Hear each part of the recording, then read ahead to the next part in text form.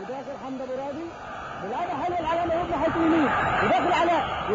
ورقص وهيلعب كره بالعرض وداخل بيلعبها حلو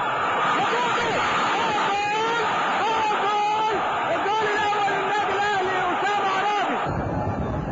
ولعب كره حلوه حمد ابو راضي وتعدي والجول فاضي محمد عامر يا سلام وطرد ثاني والخطيب يا جول عظيم مش معقول جول يا سلام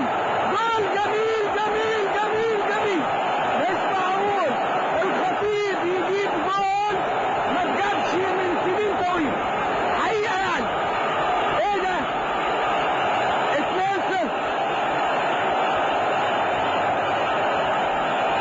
جول جميل ياه جول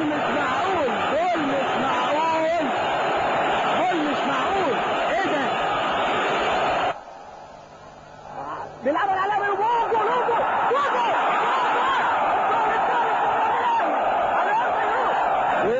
للخطيب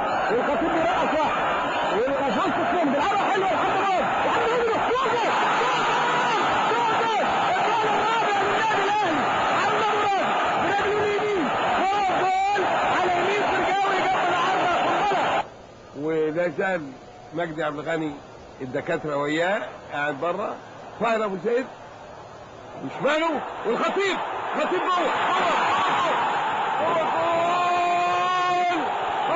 جوه جول الخطيب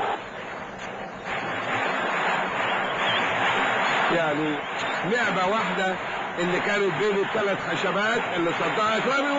وبيديها الخطيب بكعبه لربيع وربيع بيزق بايده وبيلعبها ورا يلا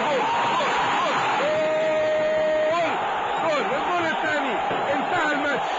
الجول الثاني زكريا ناصر بيلم الكرة يلعبها علي للخطيب على صدره والجول الاولاني يا ولد يا لعيب والله العظيم يا ولد مفيش بعد كده للخطيب طويلة حلوة لربيع ياسين يلا يا ربيع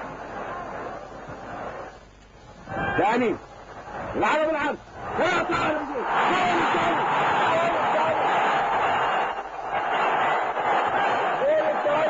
طاهر ابو زيد ربيع ياسين رافع كورة جميلة يخش طاهر ابو زيد يحط الجول الثاني خالد جاب الله المايسترو يلا يا خالد حلوه طويله من ورا الباك ومصطفى عبده بالعضبه يلا هوبا الخطيب مش معقول الجول ده يا سلام ده كتير قوي والله يا سلام يا خطيب كوره بالعرض ويروح الخطيب يسويها ويلعبها ببطن رجله في الجو البعيد على يمين الجول الثاني واتلعبت الكوره تروح للخطيب لم كوره وماشي ومع بايدي بياخدها على ايه وماشي الخطيب هو الجول ماشي هوبا الجول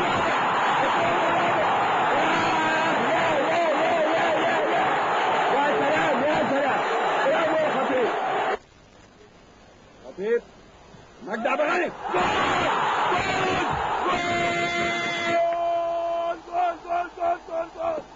مجدي عبد الغني على الطاير بيجيب الجول الاولاني في الدقيقة 29 شوطة حلوة هنشوفها تاني الخطيب تباله وهوبا جول واحد الاهلي صفر لبنتش اللي جابه مجدي عبد الغني في الدقيقة 29